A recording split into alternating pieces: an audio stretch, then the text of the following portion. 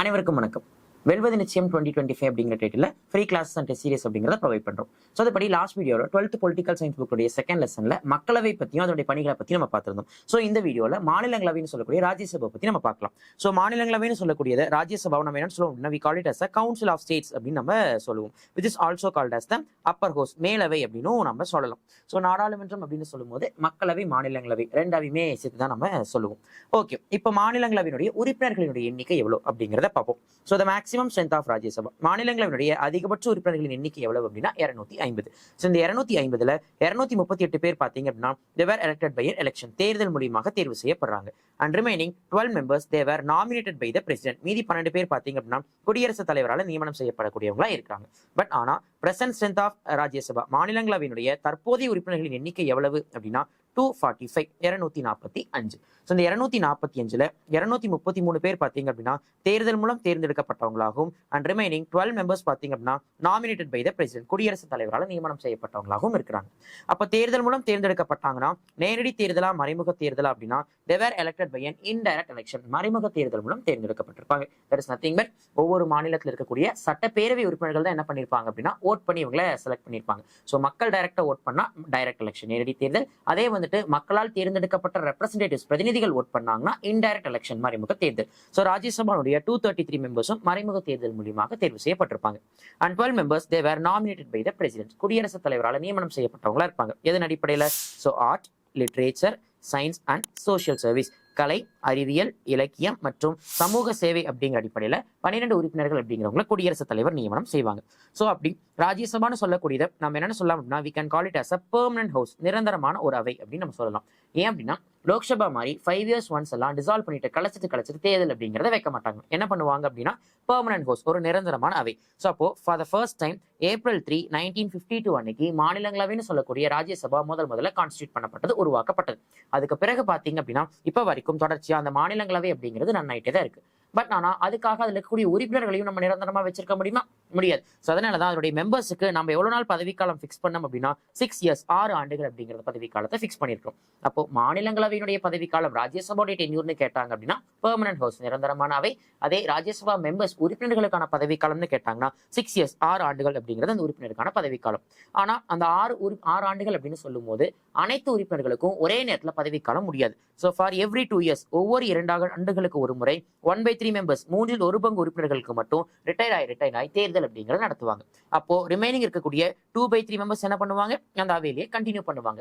So அவை முழுவதுமா நம்ம டிசால்வ் பண்ணாம ஒவ்வொரு 2 வருஷத்துக்கு ஒருக்கா 1/3 members மட்டும் நம்ம எலெக்ஷன் அப்படிங்கிறத வைக்கிறோம். ஸோ அதனாலேயே ராஜ்யசபா அப்படிங்கிறது கலைக்கப்படாது. So Rajya Sabha is called as a permanent house, நிரந்தரமான ஒரு அவை அப்படின்னு நம்ம சொல்லலாம். ஸோ இப்போ இந்த மாநிலங்களுடைய செயல்பாடுகள் எப்படி இருக்கு அப்படிங்கிறத பார்ப்போம். ஸோ மாநிலங்களவையை பொறுத்த வரைக்கும் vice president is the ex officio chairperson of the Rajya Sabha.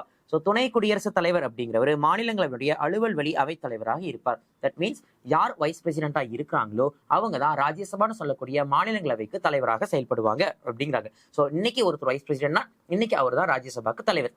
ஒருவர் நாளைக்கு புது வைஸ் பிரசிடென்ட் பதவி இருக்கிறாங்கன்னா நாளைக்கு அவங்க தான் மாநிலங்களவைக்கு தலைவர். ஸோ அதனால தான் vice president is the ex officio chairperson of Rajya Sabha அப்படின்னு சொல்றோம். அதாவது இந்த பதவியினால் இந்த பதவி கிடைச்சதுன்னு சொல்றாங்க இல்லைங்களா? ஸோ அதுக்கான அர்த்தம் தான் இந்த எக்ஸ் அஃபீஷியோ அப்படின்னு சொல்லக்கூடியது. ஸோ அப்படி அந்த மாநிலங்களவையை தலைமை தாங்கி, ஓகேங்களா, ஸோ அனைத்து முக்கிய முடிவுகளையும் எடுக்கக்கூடிய பொறுப்பு யாருடையது அப்படின்னா ராஜ்யசபாவுடைய சேர்பர்சன் உடையது. ஸோ அந்த மாநிலங்களவைக்கு எல்லா விதமான பவர்ஸ் அண்ட் ஃபங்க்ஷன்ஸும் இருக்கு, ஈக்குவல் டு லோக்சபா. மக்களவை மாதிரியே மாநிலங்களவைக்கும் நிறைய அதிகாரங்கள், பணிகள் எல்லாமே இருக்கு. பட் சில அதிகாரங்களை தவிர அதுல முக்கியமான விஷயம் என்ன அப்படின்னா பண மசோதான்னு சொல்லக்கூடிய மணி பில், ஓகேங்களா. ஸோ மணி பில்னு சொல்லக்கூடிய பண மசோதா எந்த வகையில தான் இன்ட்ரடியூஸ் பண்ணப்படும்னா லோக்சபால தான் இன்ட்ரடியூஸ் பண்ணப்படுமே தவிர மாநிலங்களவையில இன்ட்ரடியூஸ் பண்ண முடியாது, ஓகேங்களா. அண்ட் அந்த லோக்சபாவில் இன்ட்ரடியூஸ் பண்ணப்பட்ட மணி பில் ராஜ்யசபாக்கு போகுது, மாநிலங்களவைக்கு போகுது அப்படின்னா மாநிலங்களவை என்ன பண்ணலாம் அப்படின்னா it can give ascent to the bill, அந்த மசோதாவுக்கு ஒப்புதல் கொடுக்கலாம். அப்படி இல்லையா வேற என்ன பண்ணலாம் அப்படின்னா can recommend to amend the bill, அந்த மசோதாவை திருத்தம் பண்றதுக்கு பரிந்துரை செய்யலாமே தவிர என்ன பண்ண முடியாது, திருத்தம் செய்ய முடியாது, ஓகேங்களா. அப்போ மணி பில்னு சொல்லக்கூடிய பண மசோதா மக்களவையில மட்டும்தான் அறிமுகமாகும், மாநிலங்களவைக்கு அதுக்கு பிறகுதான் அனுப்புவாங்க. அப்படி மாநிலங்களவைக்கு போகக்கூடிய அந்த மணி பில்ல ராஜ்யசபா என்ன பண்ணலாம், அதுக்கு ஒப்புதல் கொடுக்கலாம், இல்ல கை வச்சு திருத்துவதற்கு பரிந்துரைகளை கொடுக்கலாமே தவிர கை வச்சு திருத்துவதற்கோ நிராகரிக்கிறதுக்கோ அதிகாரம் கிடையாது. அண்ட் இதெல்லாம் பண்ணணும்னாலும் ராஜ்யசபாக்கு எத்தனை நாள் தான் நம்ம டைம் கொடுத்திருப்போம்? ஒன்லி 14 days, 14 நாட்கள் மட்டும் தான் நம்ம டைம் கொடுத்திருப்போம். ஒருவேளை அந்த 14 நாட்களுக்குள்ளார ராஜ்யசபா முடிவு எடுத்துட்டாங்க அப்படின்னா அது குடியரசுத் தலைவர் டேபிளுக்கு அனுப்பப்பட்டு அந்த மசோதாவுக்கு ஒப்புதல் கொடுக்கப்படும். That will become an act. ஆனா ஒருவேளை ராஜ்யசபா அந்த 14 நாட்களுக்குள்ளார அந்த மணி பில்னு சொல்லக்கூடிய பண மசோதாவுக்கு ஒப்புதல் கொடுக்கல அப்படின்னா சோ உடனடியா அந்த பில் வந்துட்டு கேன்சல் ஆகுறதோ இல்ல ஜாயின்ட் சிட்டிங் போறதோ இருக்காது. With only permission of Lok Sabha, மக்களவையினுடைய பெர்மிஷன் இருந்தா மட்டுமே போதுமானது. அது எங்க அனுப்பப்படும் அப்படின்னா குடியரசுத் தலைவர் டேபிளுக்கு போகும். அப்போ மணி பில்னு சொல்லக்கூடிய பண மசோதால முடிவெடுக்கிற அதிகாரம் மக்களவைக்கு தான் முழுவதுமா இருக்கு, மாநிலங்களவைக்கு பெயரளவு மட்டும்தான் இருக்கு அப்படின்னு சொல்லலாம். ஓகேங்களா? சோ அதனாலேயே இந்த மணி பில் போன்ற பண மசோதாக்கள் எங்க மூவ் ஆகாது அப்படின்னா it won't move to the joint sitting of the house of parliament, நாடாளுமன்றத்துடைய கூட்டத்தொடருக்கு போகாது. ஓகேங்களா? சோ இந்த ராஜ்யசபான்னு சொல்லக்கூடிய அவையை நம்ம எதுக்காக உருவாக்கி இருக்கிறோம் அப்படின்னா to the equal representation of the states. ஓகேங்களா? ஸோ மாநிலங்களுக்கு சமமான பிரதிநிதித்துவம் கொடுக்கணும் அப்படிங்கிறதுக்காக தான் இந்த மாநிலங்களவை அப்படிங்கிற ஒரு விஷயத்தையும் நம்ம உருவாக்கி இருக்கோம். இப்போ அமெரிக்காவை பொறுத்த வரைக்கும் இதே மாதிரி நாடாளுமன்றத்துல 2 அவை இருக்கும், லோவர் ஹவுஸ் அண்ட் அப்பர் ஹவுஸ்னு சொல்லிட்டு. அதுல மேலவையில எல்லா மாகாணங்களுக்கும் சரிசமமா 2 இடங்கள் அப்படிங்கறது ஒதுக்கி இருப்போம். ஆனா இந்தியாவை பொறுத்த வரைக்கும் அப்படி கிடையாது. So based on the population, மக்கள் தொகையின் அடிப்படையில் தான் இந்தியாவில் நம்ம என்ன பண்ணிருக்கோம் அப்படின்னா ராஜ்யசபாவுடைய சீட்ஸ் அப்படிங்கறத அலோகேட் பண்ணிருக்கோம். ஃபார் எக்ஸாம்பிள், அதிக மக்கள் தொகை இருக்கிற உத்தரப்பிரதேச மாநிலத்துக்கு 31 சீட்டும், குறைவான மக்கள் தொகை இருக்கக்கூடிய சிக்கிம் மாநிலத்துக்கு 1 சீட்டும் அலோகேட் பண்ணிருக்கோம். வேற தமிழ்நாடு போன்ற மாநிலங்களுக்கு 18 இடங்கள் அப்படிங்கிறது ராஜ்யசபால ஒதுக்கப்பட்டிருக்கு. ஓகேங்களா? சோ அப்போ யூஸ்வலா ஈக்குவல் ரெப்ரசன்டேஷன் ஆஃப் ஸ்டேட்ஸ் சொல்லக்கூடிய மாநிலங்களுக்கு சரியான பிரதிநிதித்துவம் கொடுக்கறதுக்காக தான் மாநிலங்களவை உருவாக்கப்படும். ஆனா இந்தியாவை பொறுத்த வரைக்கும் பேஸ்ட் ஆன் பாப்புலேஷன், மக்கள் தொகையின் அடிப்படையில தான் மாநிலங்களவைக்கான இட ஒதுக்கீடு அப்படிங்கிறது வழங்கப்பட்டிருக்கு. சோ எந்தெந்த மாநிலங்களுக்கு எவ்வளவு இடங்கள் ஒதுக்கி இருக்கிறாங்க அப்படிங்கிறது எந்த ஷெட்யூல்ல மென்ஷன் பண்ணியிருப்பாங்க அப்படின்னா which has been mentioned in schedule 4 அட்டவணை 4ல குறிப்பிடப்பட்டுள்ளது. ஓகே, இப்போ நாடாளுமன்ற உறுப்பினர்களுக்கான அதிகாரங்களும் சிறப்புரிமைகளும் அப்படிங்கிறத பார்ப்போம். அதுக்கு முன்னாடி மாநிலங்களவை உறுப்பினர் ஆவதற்கான தகுதி என்ன அப்படிங்கிறத பார்த்துடலாம். சோ ஒருத்தர் ராஜ்யசபால மெம்பர் ஆகணும் அப்படின்னா ஃபர்ஸ்ட் ஒன் இந்தியன் சிட்டிசனாக இருக்கணும். அடுத்தது 30 வயதிற்கு மேற்பட்டவராக இருக்கணும், above the 30 years of age. இதுவே லோக்சபாவா இருந்தா 25 வயசு, ராஜ்யசபாவாக இருந்தா 30 வயசுக்கு மேல. சோ முதல்ல எப்படி இருந்தது அப்படின்னா இது போக by people representation act, that is மக்கள் பிரதிநிதித்துவ சட்டத்தின்படி மாநிலங்களவைக்கு தேர்வாகக்கூடிய ஒரு நபர் எந்த மாநிலத்தினுடைய நாடாளுமன்ற தொகுதியில வாக்காளராக இருக்கிறாரோ அந்த மாநிலத்திலிருந்து தான் மாநிலங்களவைக்கு தேர்வாக முடியும் அப்படின்னு இருந்துச்சு. ஆனா மக்கள் பிரதிநிதித்துவ சட்டம் 2003ல அமெண்ட்மெண்ட் அப்படிங்கிறத பண்ணி இந்தியாவில் இருக்கிற ஏதாவது ஒரு நாடாளுமன்ற தொகுதியில, ஓகேங்களா, சோ அவங்களுக்கு வாக்குரிமை இருந்தது அப்படின்னா அவங்க எந்த மாநிலத்தில இருந்து வேணாலும் மாநிலங்களவைக்கு தேர்வு செய்யப்படலாம் அப்படின்னு சொல்லியிருப்பாங்க. சோ அப்ப ஆஸ் ஆஃப் நோ அவங்களுக்கு இந்தியாவில ஏதாவது ஒரு நாடாளுமன்ற தொகுதிக்கு உட்பட்ட பகுதியில வாக்களிக்கிறதுக்கான உரிமை இருந்தா அவங்க எந்த மாநிலத்திலிருந்து வேணுமானாலும் மாநிலங்களவைக்கு தேர்வு செய்யப்படலாம் அப்படிங்கிறது தான் qualification. So Indian citizen plus 30 வயதுக்கு மேற்பட்டவங்க அப்படிங்கிறது அடிஷனல் குவாலிஃபிகேஷன். ஓகே, அடுத்தது நாடாளுமன்ற உறுப்பினர்களுக்கான அதிகாரங்களும் சிறப்புரிமைகளும். ஸோ பார்லிமெண்ட்ல மெம்பர்ஸா இருக்காங்கன்னா அவங்களுக்கு என்னென்ன பவர்ஸும் ப்ரிவிலேஜஸும் இருக்கு அப்படின்னு சொல்லி பாத்தீங்கன்னா ஃபர்ஸ்ட் பேச்சுரிமை, நாடாளுமன்றத்துடைய அவை நடவடிக்கைகளை பேசலாம், அவை நடவடிக்கைகளை கருத்து தெரிவிக்கலாம், அவை நடவடிக்கைகளை பங்கெடுக்கலாம், ஓகேங்களா, அண்ட் தென் அவை நடவடிக்கைகளை வாக்களிக்கவும் செய்யலாம் அப்படின்னு சொல்றாங்க. பட் ஆனா அப்படி அவங்களுடைய பேச்சுக்களையோ கருத்துக்களையோ இல்ல அவை நடவடிக்கைகளை வாக்களிக்கிறதையோ எந்த நீதிமன்றமும் தடை செய்ய முடியாது அப்படின்னு சொல்றாங்க. ஸோ அப்போ ஒரு ஆர்டினரி எம்பிக்கு பார்லிமெண்ட்டுக்குள்ளார பங்கேற்கிறதுக்கு, பார்லிமெண்ட்ல பேசுறதுக்கு, அவையில வாக்களிக்கிறதுக்கான அனைத்து உரிமையும் இருக்கு. ஓகேங்களா? சோ நாடாளுமன்ற நடவடிக்கைகள் பற்றி விசாரணை நடத்துவதற்கு நீதிமன்றத்திற்கு தடை விதிக்கப்பட்டுள்ளது. சோ ஒரு நாடாளுமன்ற உறுப்பினர் இந்த நாடாளுமன்றத்துக்குள்ள எப்படி செயல்படுறாரு அப்படிங்கிற விஷயத்தை பத்தி நீதிமன்றம் தலையிட்டு விசாரணை செய்யலாமா அப்படின்னா முடியாது. சோ அதுக்கு நீதிமன்றத்துக்கு தடை அப்படிங்கிறது விதிக்கப்பட்டிருக்கு.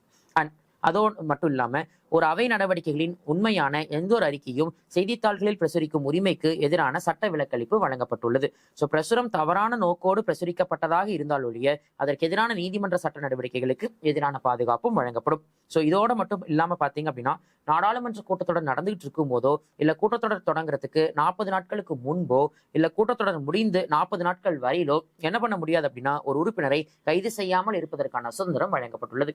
அப்போ ஒரு நாடாளுமன்ற கூட்டத்தொடர் நடந்துகிட்டு இருக்கும் போதோ கூட்டத்தொடர் தொடங்குறதுக்கு 40 நாட்களுக்கு முன்போ இல்ல கூட்டத்தொடர் முடிஞ்சு 40 நாட்களுக்கு பின்போ ஒரு நாடாளுமன்ற உறுப்பினரை கைது செய்யாமல் இருப்பதற்கான சிறப்புரிமையும் அவங்களுக்கு வழங்கப்பட்டுள்ளது. ஓகேங்களா? இது எல்லாத்தையும் தாண்டி நாடாளுமன்ற வளாகத்தினுள் ஒரு உறுப்பினர் மீது சட்ட நடவடிக்கை அறிக்கை அளிப்பது, ஆதார் அல்லது கைது ஆகியவற்றிலிருந்து விதிவிலக்கு. ஒரு நாடாளுமன்ற வளாகத்திற்குள்ளார ஒரு உறுப்பினர் மீது எந்த விதமான சட்ட நடவடிக்கைகளும் எடுக்க முடியாது அப்படின்னு சொல்றாங்க. இது எல்லாமே நாடாளுமன்ற உறுப்பினர்களுக்கான அதிகாரங்கள் மற்றும் சிறப்புரிமைகள்ல சொல்லப்பட்டிருக்கிற விஷயங்கள். ஓகே, இப்போ நாடாளுமன்றத்துல 2 அவை இருக்குன்னு நம்ம பார்த்தோம், மக்களவை மற்றும் மாநிலங்களவை. இதுல மக்களவைக்கு என்னென்ன அதிகாரங்கள் இருக்கு அப்படிங்கிறத பார்ப்போம். ஸோ மக்களவை அப்படிங்கிறது 2 ஹவுஸ்லயே ரொம்ப பவர்ஃபுல்லான ஒரு ஹவுஸ் அப்படின்னா நம்ம மக்களவையை சொல்லலாம். ஓகேங்களா? ஏன்னா நாட்டினுடைய அரசியல், சமூகம், பொருளாதார நிலையை பிரதிபலிக்கிற மாதிரியான ஒரு சுச்சுவேஷன் அப்படிங்கிறது மக்களவை மூலியமா தான் வரும். ஓகே, அது மட்டும் இல்லாம மிக உயரிய பொறுப்பை கொண்டுள்ள அமைப்பு, மேலும் நாட்டின் ஒட்டுமொத்த மக்கள் பிரதிநிதியாகவும் நடைமுறையில் திகழ்கிறது.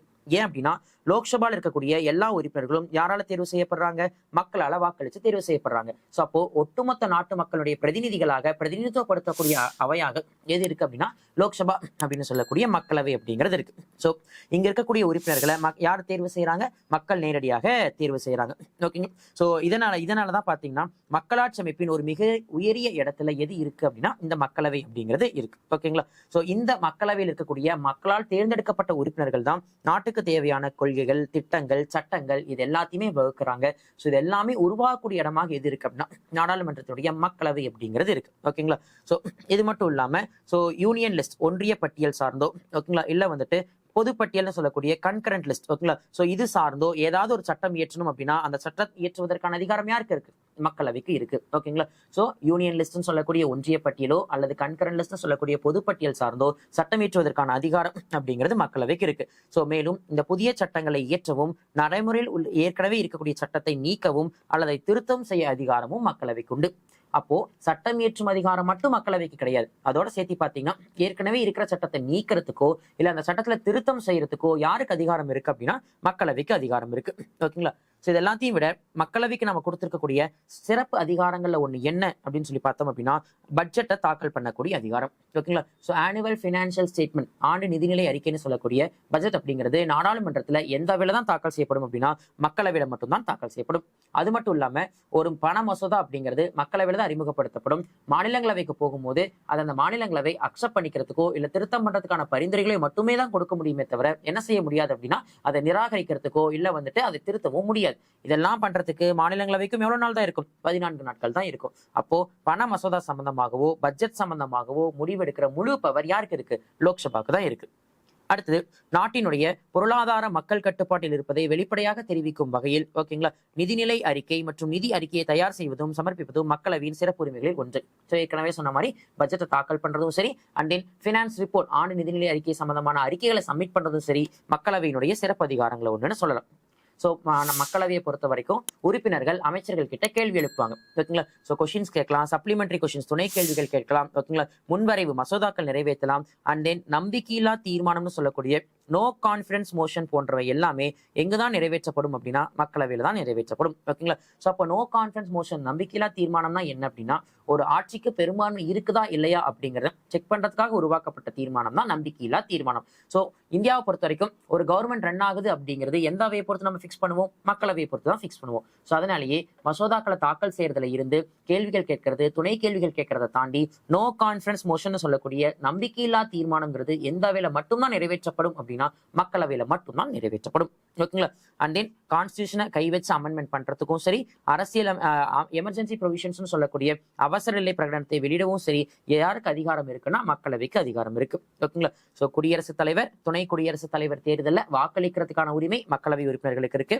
அண்ட் இது எல்லாத்தையும் தாண்டி மக்களவை உறுப்பினர்கள் என்ன பண்ணுவாங்க அப்படின்னா சோ எந்த விதமான அறிக்கைகளா இருந்தாலும் சரி அதை பத்தி விவாதிச்சு நாடாளுமன்றத்தோட சப்மிட் பண்ணும்போது ஸோ அதை பத்தின பரிசீலனை அப்படிங்கிறதும் மக்களவைக்கு இருக்கும். ஓகேங்களா? ஸோ மக்களவை என்ன பண்ணுவாங்கன்னா புதிய குழுக்கள் மற்றும் ஆணையங்களை அமைக்கக்கூடிய அதிகாரத்தை பெற்றிருக்கிறாங்க.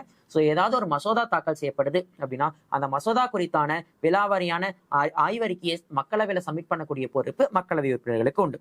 அண்ட் இது எல்லாத்தையும் தாண்டி சோ மக்களவை பெரும்பான்மை ஆதரவு கொண்டிருக்கும் பிரதமர் மற்றும் அமைச்சரவை ஆகியோரை கட்டுப்பாட்டில் வைத்திருக்கும். That is council of ministers are collectively responsible to Lok Sabha அப்படின்னு சொல்லுவாங்க. மக்களவை முழுவதும் யாரு கூட்டு பொறுப்பு அப்படின்னா சோ பிரதமர் தலைமையிலான அமைச்சரவை அப்படின்னு சொல்றாங்க. ஆனா அதே அந்த பிரதமர் தலைமையிலான அமைச்சரவை ராஜினாமா பண்ணா மக்களவை முழுவதுமே என்ன ஆயிடும்? கலைந்து விடும் அப்படின்னு சொல்றாங்க. பட் ஆனா இதுல ரொம்ப முக்கியமான பாயிண்ட் என்ன அப்படின்னா ஒருவேளை பிரதமர் அப்படிங்கிறவரு மக்களவையில் உறுப்பினராக இல்லை அப்படின்னா சோ ஆட்சி அதிகாரம் இருக்கிற வரைக்கும் தான் ஒரு மக்களவைக்கு பொறுப்பு, மீதி நேரம் என்ன பண்ணுவாரு, மாநிலங்களவைக்கு தான் பொறுப்பாக இருப்பார்கள் அப்படின்னு சொல்லுவாங்க. ஓகேங்களா? ஸோ இதுதான் வந்துட்டு மக்களவைக்கு வழங்கப்பட்டிருக்கக்கூடிய முக்கியமான பவர்ஸ் அண்ட் ஃபங்க்ஷன்ஸ் அப்படின்னு சொல்லக்கூடியது. ஓகேங்களா? ரைட். ஸோ அடுத்த வீடியோல மாநிலங்களவைக்கு வழங்கப்பட்டிருக்கூடிய அதிகாரங்கள் சொல்லி பார்க்கும்போது மக்களவைக்கும் மாநிலங்களவைக்கும் எதெல்லாம் சரிசமமான அதிகாரங்கள் இருக்கு, எதுலெல்லாம் இல்ல, மக்களவையை பொறுத்து மாநிலங்களவைக்கு எந்த அளவுக்கு ஸ்பெஷல் பவர்ஸ் இருக்கு, ஸோ அதெல்லாமே அடுத்த வீடியோல நம்ம டிஸ்கஸ் பண்ணுவோம். Thank you all.